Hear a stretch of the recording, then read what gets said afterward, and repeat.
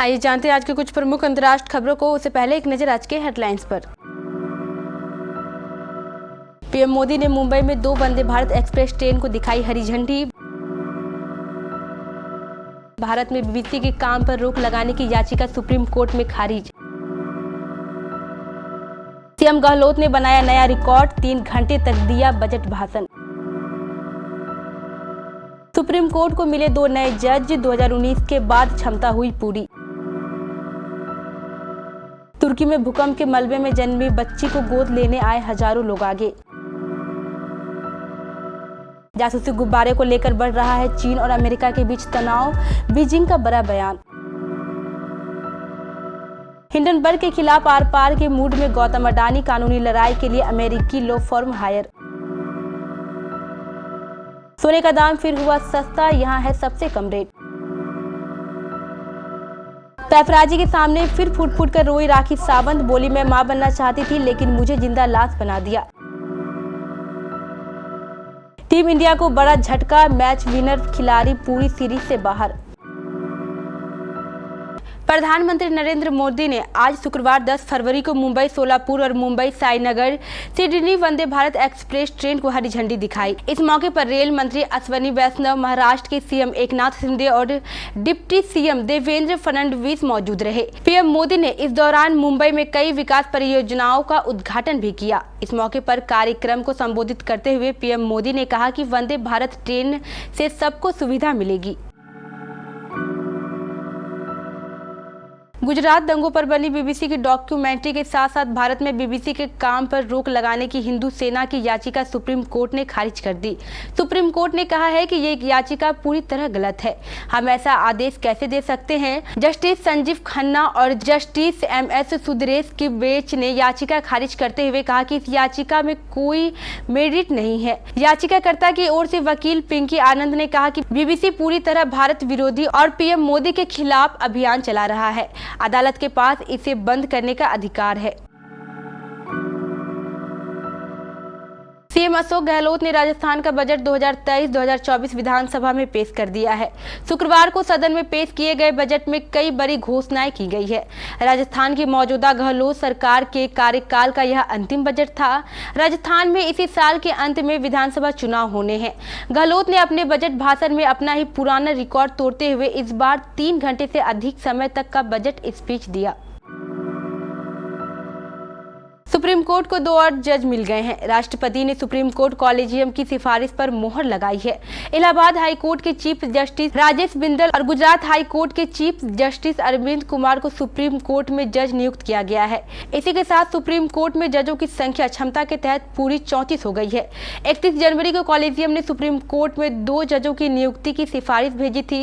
Allahabad high court के chief justice Rajesh Bindal और Gujarat high court के चीफ जस्टिस अरविंद कुमार को सुप्रीम कोर्ट में जज नियुक्त करने की सिफारिश की थी। तुर्की में सोमवार की सुबह आए 7.8 तीव्रता के भूकंप से तुर्की और उसके सटे सीरिया में अब तक 21,000 से ज्यादा लोगों की मौत हो चुकी है। यहां तेजी से राहत और बचाव कार्य चल रहा है और कहा जा रहा है कि मरने वालों का आंकड़ा अभी और बढ़ सकता है। दोनों देशों में हर तरफ दर्द, मातम और आशंकाओं के बादल मंडरा रहे हैं।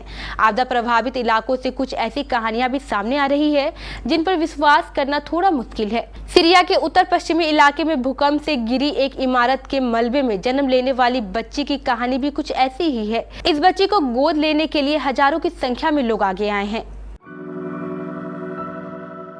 कथित निगरानी गुब्बारे को लेकर चीन और अमेरिका के रिश्तों के बीच एक बार तनाव पैदा हो गया है। चीन ने गुरुवार को कहा है कि अमेरिका ने बल का प्रयोग करके ओवर रिएक्ट किया। ये शायद उसके इंफॉर्मेशन और पब्लिक ओपिनियन युद्ध का हिस्सा जो वाशिंगटन ने चीन के खिलाफ छेड़ रखा है। गुरुवार को एक नियमित प्रेस कॉन्फ्रेंस के दौरान चीनी विदेश मंत्रालय की प्रवक्ता माओ निंग ने कहा, एयरशिप को लेकर चीनी पक्ष ने बार बार जानकारी साझा की।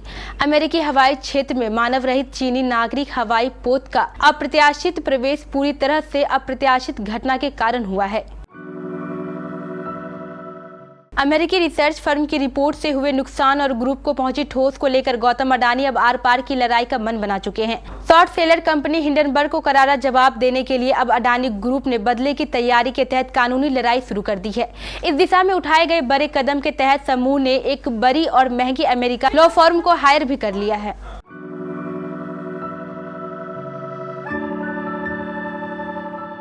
आज 10 फरवरी को भारत में सोने की कीमत तेजी से नीचे आई है। 2 दिन चढ़ने के बाद आज सोने के रेट में ताबड़तोड़ गिरावट देखने को मिली है। शॉर्ट टर्म यील्ड बढ़ने के दबाव के बीच सोने की कीमतें लगभग 1 महीने से निचले स्तर पर रही, लेकिन बाद में इनमें तेजी आई। मिलीजुली वैश्विक संकेतों ने शुक्रवार को सोने की कीमत में गिरावट देखने को मिल रही है, जबकि चांदी की कीमत भी नीचे आई है। मल्टी कमोडिटी एक्सचेंज पर सोना अप्रैल वायदा 232 रुपए या 0.41% की गिरावट के साथ 57,170 रुपए प्रति 10 ग्राम पर कारोबार रहा था।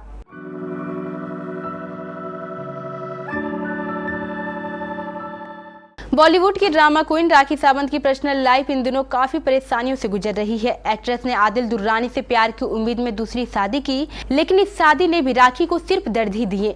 वहीं पति की गिरफ्तारी के बाद अब एक बार फिर एक्ट्रेस पेपराजी के सामने फूट फूट कर रोती हुई नजर आई।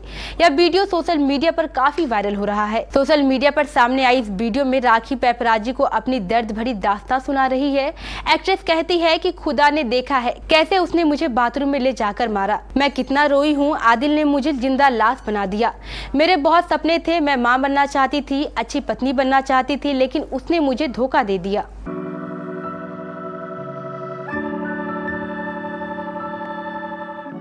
भारत और ऑस्ट्रेलिया के बीच टेस्ट सीरीज चल रही है। पहला मैच नागपुर में जारी है। सीरीज के 4 में से 2 टेस्ट के लिए टीम इंडिया का ऐलान पहले ही कर दिया गया था, जो इस वक्त खेल रही है। बाकी 2 टेस्ट के लिए भारतीय टीम का ऐलान बाद में किया जाएगा। इस बीच सभी की नजरें जसप्रीत बुमराह पर है, जो चोटिल होने के बाद भी इस वक्त भारतीय टीम से बाहर चल रहे हैं। उम्मीद जताई जा रही थी कि तेज गेंदबाज जसप्रीत बुमराह आखिर के 2 टेस्ट में भारतीय टीम में वापसी कर सकते हैं।